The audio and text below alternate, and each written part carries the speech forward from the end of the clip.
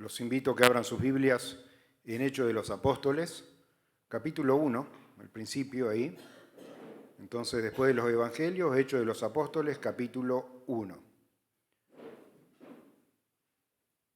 Arrancamos desde el versículo 1, dice: En el primer tratado, oh Teófilo, hablé acerca de todas las cosas que Jesús comenzó a hacer y a enseñar hasta el día que fue recibido arriba, después de haber dado mandamientos por el Espíritu Santo a los apóstoles que había escogido. Como probablemente usted ya sepa, y si no, de paso se lo comento, Lucas, que escribe uno de los evangelios, hace la misma dedicatoria que aquí en Hechos de los Apóstoles, y de hecho era un médico, lo sabemos porque luego Lucas acompaña en sus viajes misioneros al apóstol Pablo y se integra. Él, lo he explicado en varias oportunidades, fue a recopilar información, entrevistó gente, aporta cosas, incluso acerca del anuncio del nacimiento, ya sea de Juan el Bautista como del propio Jesucristo. Él puede ir y hablar con las personas involucradas allí y traernos testimonio que en otros evangelios no están. Y era una especie de historiador, de reportero, tomó nota, datos de todas estas cosas, hasta que un día allí conoce al apóstol Pablo y ya no corre atrás de la noticia, sino que él mismo se integra a formar parte sobre lo que estaba ocurriendo con la predicación del evangelio a la iglesia. Aquí hace la misma introducción que hace en el Evangelio según San Lucas, ¿no? Excelentísimo Teófilo, en el primer tratado, que es el Evangelio de Lucas, escribía acerca de ciertas cosas. Ahora, note que ya nos da a conocer acá que había habido una transformación en lo que refería a los discípulos. Usted lee los 4 evangelios y siempre se refiere a ellos, a ese grupo de 12 que había escogido Jesucristo, como los discípulos. Sin embargo, acá dice: después de haber dado mandamientos por el Espíritu Santo a los apóstoles que había escogido. ¿Por qué es esto, hermano? Porque a diferencia del discípulo, que el discípulo tiene la necesidad de aprender para después poder transmitir eso mismo que aprendió, el apóstol quiere decir uno que es enviado. Ellos aprendieron con un propósito. ¿Cuál era el propósito? Salir al mundo y predicar el evangelio. Vamos a ver, hermano, cuántas cosas, a pesar de haber tenido al mejor maestro, a pesar de haber andado con Jesús, haber presenciado todos los milagros y muchos más que nosotros desconocemos, pero que como Juan, el apóstol Juan, nos escribe en el Evangelio según San Juan, dice: si fuéramos a escribir todas las cosas que Jesús hizo, no cabrían en todos los libros del mundo. Así que quedaron afuera de los registros muchos milagros, muchas cosas que Jesús hizo y que estaban allí. Y a pesar de todo eso, lo que pudieron ver y contemplar, no habían alcanzado a entender muchas cosas, como vamos a ver acá en la palabra. Y también, hermano, nos ilustra acerca de nuestras propias vidas, de que nosotros podemos llevar, como en mi caso que nacía dentro de la iglesia, tengo 53 años, ¿no? Uno puede decir: llevo 53 años aprendiendo, porque uno de niño aprende también, aprende de los testimonios, aprende de las alabanzas, aprende de un montón de cosas, aprende sobre la vida y el destino de cada uno, porque a lo largo de esos años también vio personas que se sentaban, que alababan el nombre de Dios y que hoy no están más, porque hay un destino para todos los hombres, hermano, y es que todos vamos a morir, salvo que Jesucristo venga antes, ¿no? Y allí los que estén vivos, que hayan creído en Jesucristo, serán transformados en abrir y cerrar de ojos, pero lo único seguro que tiene por delante el que está vivo, que un día le va a tocar partir también. Y aprende acerca de todas estas cosas. Los discípulos, como le decía, seguramente aprendieron de niños. La nación de Israel surge como una familia. No es una religión que alguien instituyó y dice: bueno, el fundador de esta religión. No, Dios llama cuando era uno solo, a Abraham. Le hace promesas allí y dice: en tu simiente, habla acerca de su familia. esta nación era una nación que eran todos familiares, lejanos, pero eran todos familiares uno de otro, y que cuando hablaban y leían acerca del advenimiento del Mesías, leían acerca del surgimiento de uno mismo dentro de su propio pueblo, sí identificado con la raíz de David, que iba a ser de la tribu de Judá, pero sabían y estaban a la expectativa quién sería el Mesías. Un día el Mesías vino, fue precedido por Juan el Bautista, y luego llega él y comienza a predicar la palabra, y alguno con una chispa del Espíritu Santo, como un anticipo, como las primicias, como enseña la palabra, como el propio Juan el Bautista pudo verlo, identificarlo y al verlo pasar, dar testimonio, porque no alcanza nomás con solo saberlo para nosotros mismos, hay que compartirlo, y le dijo a sus propios discípulos que estaban ahí, he aquí, pasaba Jesús a la orilla, dice, he aquí el Cordero de Dios que quita el pecado del mundo. Y dos de sus discípulos que lo oyeron fueron y lo siguieron, maestro, ¿dónde moras? Y así empieza, hermano, el reclutamiento de los primeros discípulos. Arranca con el testimonio del propio Juan el Bautista allí.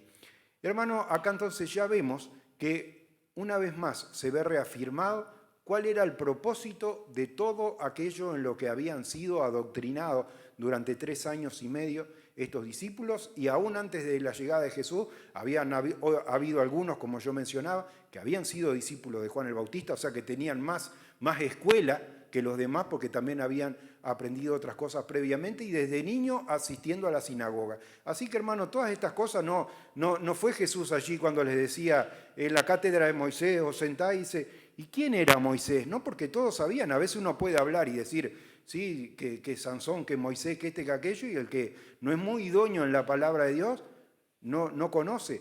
Pero, hermano, para el pueblo de Israel estudiar historia, nosotros estamos en Uruguay, estudiar historia es estudiar de Rivera, de Artiga, de los 33 orientales. Para ellos la historia eran los libros históricos de la palabra de Dios, eran Reyes, Crónicas, Samuel, hermano, porque era la historia de su propio pueblo, esos héroes, eran sus héroes nacionales, hermano, eran hombres reales que vivieron, de los cuales había todavía familiares. Entonces, para esta gente, cuando recibían la palabra, era una cosa mucho más vívida de lo que tal vez para nosotros, es decir, imaginarnos uno del otro lado del mundo hace 3000 años atrás que pasó tal cosa y tal otra. Para ellos, hermano, era estudiar de su propia historia, como cuando uno hace un viaje acá en Uruguay y dice, bueno, mirá, acá se declaró la independencia, acá en la Piedra Alta, acá pasó tal cosa, identificar lugares puntuales. Bueno, el pueblo, hermano, estaba en eso. Entonces, un conocimiento profundo, indiscutible entre todos ellos.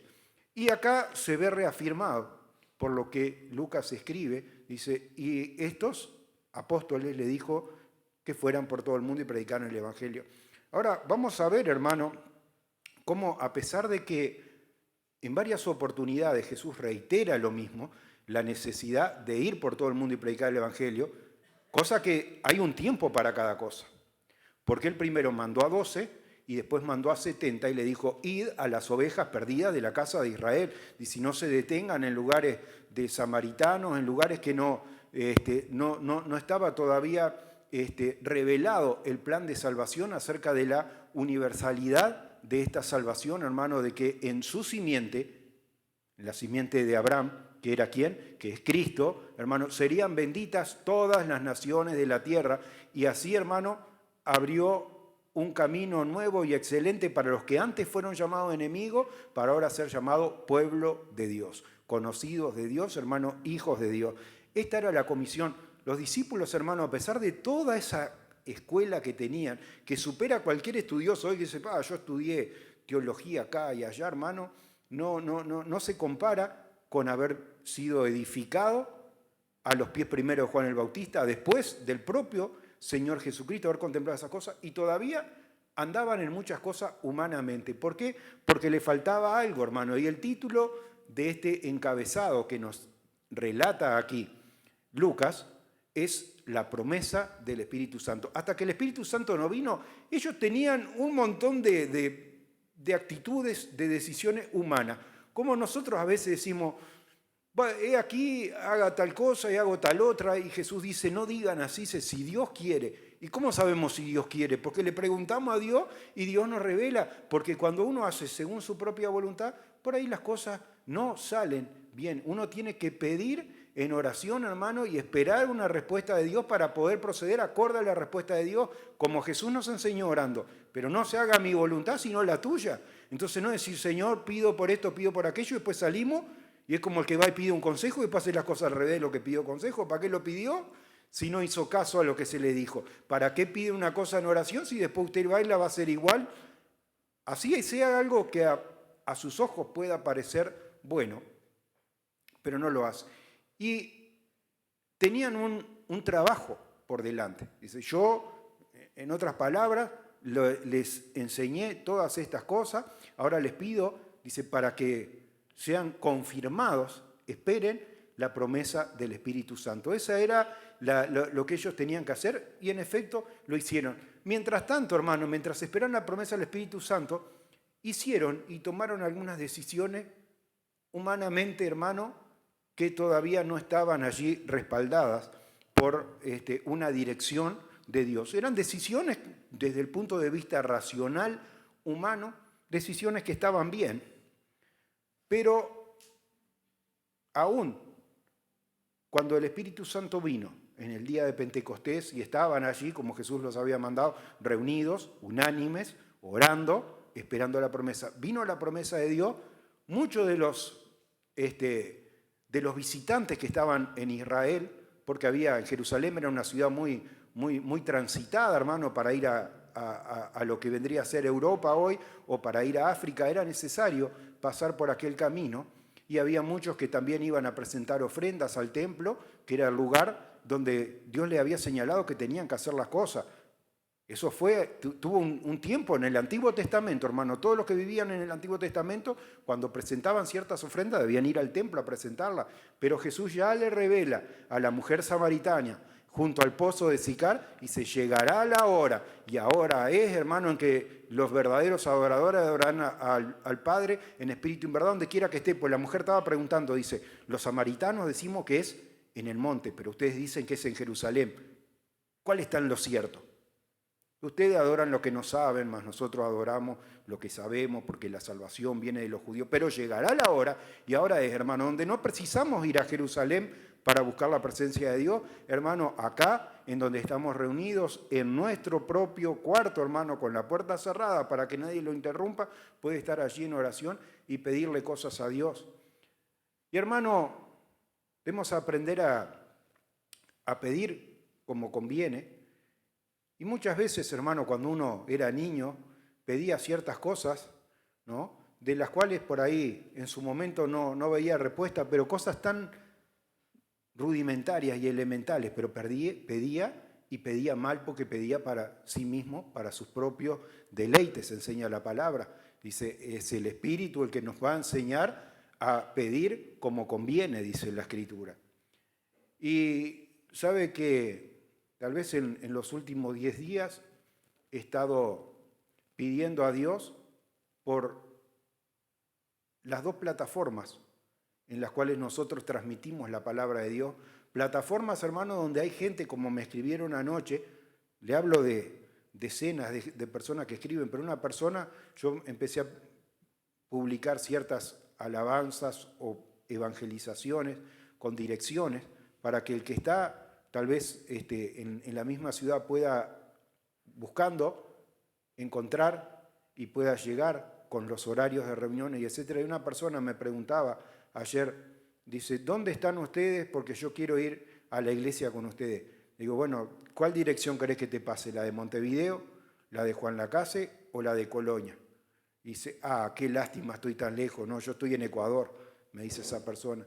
Pero hermano, hay gente, hermano, que realmente quisiera ser edificado y quisiera escuchar la palabra de Dios. Y he estado en los últimos 10 días orando al Señor para que pueda llegar este mensaje a más personas.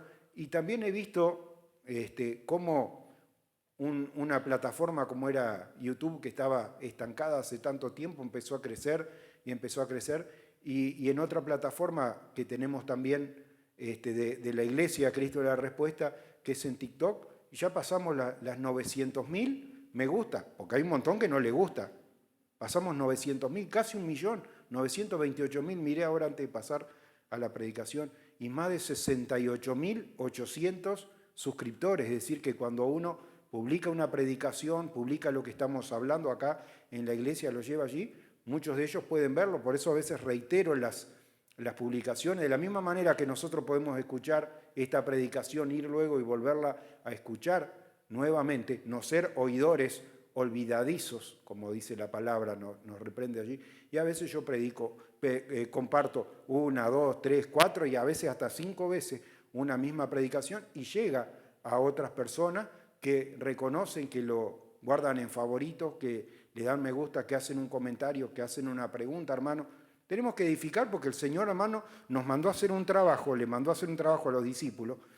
Y los discípulos, ¿qué hicieron? Se quedaron en Jerusalén. Recibieron la promesa, fueron a algún lado, se quedaron en Jerusalén. ¿Qué tuvo que pasar? Se levanta Esteban allí, que no era uno de los 12, había sido señalado para una obra de servicio, era tal vez el que barría, el que servía. Dios lo llena de su espíritu y con denuedo sale a predicar la palabra y allí salen los que se oponen, entre ellos un joven que se llamaba Saulo, que votó a favor de que lo apedrearan, de que le tenía la ropa a los otros que querían estar cómodos para tirar mejor la piedra con más puntería, y se levanta una persecución. Y si los que eran esparcidos iban por cada ciudad anunciando la palabra, pero dice la Escritura, solamente a los judíos. Todos estos que fueron esparcidos, hermanos, quedaron solamente predicados, y Dios allí entonces levanta a otro desconocido, a Felipe, y lo manda a predicar la palabra, y allí empieza a dar testimonio de algo que Jesús le estaba mandando con claridad. Acá dice, y me seréis testigos, dice por versículo 7, pero recibiréis poder cuando haya venido sobre vosotros el Espíritu Santo y me seréis testigos en Jerusalén, en Judea, en Samaria y hasta el último de la tierra. A ninguno se le cruzó, el samaritano era el enemigo. Era como que Dios, hermano, es fácil si Dios le dice, ve y predícale a tu amigo, y tal vez no lo hacemos. Pero lleno del Espíritu Santo, Felipe fue y le predicó a los que eran enemigos, porque el samaritano era considerado enemigo. Dice, ¿cómo fue que le dijo la mujer allí en el pozo de Sicar a Jesús? Dice, ¿cómo tú siendo judío me pide agua a mí que soy samaritano? No nos llevábamos, somos enemigos, ¿qué me venía a pedir a mí? Pero hermano, cuando el Espíritu Santo vino y pudieron entender estas cosas, allí fueron y le predicaron. Y ya deja de haber enemigos, hermano, porque en Cristo Jesús, hermano, todas las cosas son hechas nuevas. Y el que es considerado enemigo, si recibe la palabra y recibe el testimonio de que solo en Jesucristo hay salvación, hermano, entonces es lleno del Espíritu Santo. Lo que yo quería señalar, no me va a dar el tiempo y no me quiero extender, le dejo para que usted estudie el capítulo 1 de Hechos de los Apóstoles y luego el capítulo 6 de Romanos. Pero yo le voy a decir brevemente, ya digo, para no dilatarme, le voy a explicar de lo que yo quería hablar. Lo que yo quería hablar, hermano, es que usted recuerda que uno de sus discípulos, Jesús sabía todas las cosas, que se mandaba, ya venía mostrando la hilacha hacía rato, cuando la mujer fue y ungió los pies de Jesús con el perfume de gran precio, dice, ¿por qué se hizo este desperdicio? Dice, se podía haber vendido ese perfume, equivalía como al salario de un año, el valor de aquel perfume de nardo que estaba en un frasco de alabastro. Dice, podría haberse vendido y dárselo a los pobres, y uno de los evangelios aclara, dice, pero no decía esto porque le preocuparan los pobres, sino porque era el que tenía la bolsa, era el que administraba los fondos y sustraía, robaba de ella, para hablar en criollo. Hermano, este discípulo ya venía mostrando la hilacha. Y Jesús conoce los corazones de todos y dice, uno de ustedes me va a traicionar, dice, cuando estaba participando de la institución de la Cena del Señor y de la última Pascua de la cual participó. ¿Quién es? ¿Soy yo, Señor? ¿Soy yo, Señor? El que moja en mi plato, ese es. Allí había, como cuando uno hace una picada, ¿no? Y todos comemos en la picada, todo el que llega a donde está la picada, todos meten la mano. Bueno, así era en aquella cena, comían, no como tal vez nosotros tenemos la costumbre de comer en nuestro plato, cuando hacemos una picada, todos meten la mano en el mismo plato. Dice, el que está metiendo la mano en el plato conmigo es el que me va a traicionar. Jesús sabía todas las cosas. Y Satanás entró en su corazón y habló con los encargados del templo, los religiosos que le tenían allí envidia a Jesús. Dice, ¿qué me darían? ¿Cuánto hay? ¿Cuánto hay para mí? Si les entrego a Jesús. Bueno, te damos 30 monedas de plata. Ya fue y lo vendió por 30 monedas de plata. Y luego, hermano, quiso devolverlo, hermano, pero ya era tarde para el arrepentimiento. Y se compró un campo con ese dinero y cayó allí y se le salieron todas las entrañas y murió. Pedro brevemente da el testimonio ese, está en el versículo 18 acá de la carta acá de Hechos de los Apóstoles, ¿no? Y lo que yo le decía, hermano, es cómo tomaban decisiones humanamente. Y dice, bueno, uno de los 12 falló, tiene que ser ocupado su lugar, su asiento, vamos a dárselo a otro. Vamos a buscar varones de buen testimonio, y allí había 2 de buen testimonio. Dice, ¿cuál de los 2? Porque si hubieran propuesto uno solo hubiera sido fácil, pero allá había 2. Dice, vamos a echar suerte. Tomaban, como yo le decía, desde el punto de vista humano, decisiones que tal vez para su mente era lo mejor, pero que no respondían a una dirección de Dios, porque todavía no había venido el Espíritu Santo. Pero a mí lo que me sorprendía, y era lo que quería compartir hoy, es que ya el Espíritu Santo de Dios estaba trayendo allí como fugaces pantallazos acerca de su voluntad. Y es cómo se refiere el apóstol Pedro a la actitud que Judas había tenido, y está en el versículo 18, cuando dice, pues, está hablando de Judas, el que tenía que ser reemplazado, con el salario de su iniquidad adquirió un campo, se cayó de cabeza, y etcétera, etcétera. Pero lo que a mí me interesa es la primera parte del versículo, dice, pues, con el salario de su iniquidad. Porque ¿sabe qué, hermano? Y por eso le dije que tenían que ustedes estudiar después la carta del apóstol Pablo a los Romanos capítulo 6, y en especial el versículo 23, donde allí nos dice, porque la paga del pecado es muerte. Hay otras versiones de la Biblia que dice, el salario del pecado es la muerte, más la dádiva, el regalo de Dios es vida eterna. Y muchas veces cuando la gente, yo lo veo y le he tenido que tirar la oreja a más de uno, que dice, qué bien esta evangelista que está predicando en el ómnibus, qué sabiduría, cómo Dios la usa, la felicito, qué lástima que anda de pantalones. Y hermanos, siempre hay alguno dando sus opiniones, decidiendo, evidentemente gente que primero no está practicando, porque yo le pregunto, tal vez usted no podría pasar algún video donde usted esté anunciando el Evangelio, a ver si lo anuncia con mayor claridad para que también lo compartamos con otros, porque es más fácil sentarse en la cátedra de Moisés y criticar lo que otros hacen.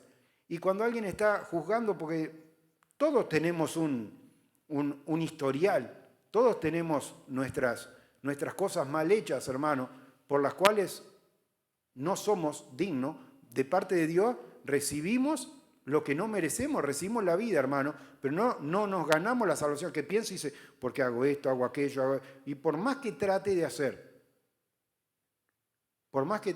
humanamente, lo único de lo que se merece, hermano, es el castigo de Dios, la ira de Dios, porque la paga del pecado, todos hemos pecado y todos están destituidos de la gloria de Dios, enseña la palabra, y la paga del pecado es muerte. Y acá, hermano, claro, es difícil entender la historia cuando no hay un personaje en concreto. Termino ya diciéndole, una vez pasó algo parecido, David había hecho las cosas mal, y va allí el profeta a amonestarlo, y no le dice, mirá, hiciste esto mal, dice, te voy a hacer una historia. Dice, mirá lo que pasó. Un hombre rico tenía muchas ovejas, dice, y el vecino tenía una ovejita sola, la cuidaba, la bañaba, etcétera, etcétera. Y un día le cayeron gente de visita al hombre rico, dice, y en vez de sacrificar una de sus tantas ovejas del rebaño, fue y le sacó la ovejita al que tenía una sola. Y David se enojó un montón, dice, ese hombre es digno de muerte, no sé qué. Y el profeta le dice, ese hombre eres tú por algo que él había hecho con la esposa Urías del Eteo, Betsabé, etc. Estudia la Biblia y vas a ver de lo que yo le estoy hablando. Lo que yo le quiero explicar es que cuando la historia, hermano, es genérica, a veces parece que nosotros no somos afectados. Pero acá, hermano, conforme el apóstol Pablo enseña, la paga del pecado es muerte. Lucas le pone un nombre al que pecó, actuó en iniquidad y como consecuencia recibió la muerte. ¿Para qué, hermano? Para que nosotros podamos entender de que de la misma manera, si no es a través de la gracia de Jesucristo obrando en nuestras vidas, hermano, también nosotros tendríamos el salario de la iniquidad. ¿Qué es? La consecuencia, la muerte. Pero en Cristo Jesús, ¿qué hay? Hay vida eterna. Esa es la dádiva, ese es el regalo de Dios, no por buenos, sino, hermano, porque hemos creído en aquel que vino y ofrendó su vida. Sí, para que andemos en vida nueva y todo lo que usted quiera, pero en nada contribuimos a la salvación, hermano. El salario de la iniquidad, la paga del pecado, es la muerte. Como Judas, la de todo aquel que no pueda reconocer en Jesús al Cristo, al Hijo de Dios. Que Dios les bendiga. Los dejo acá con el pastor Renzo.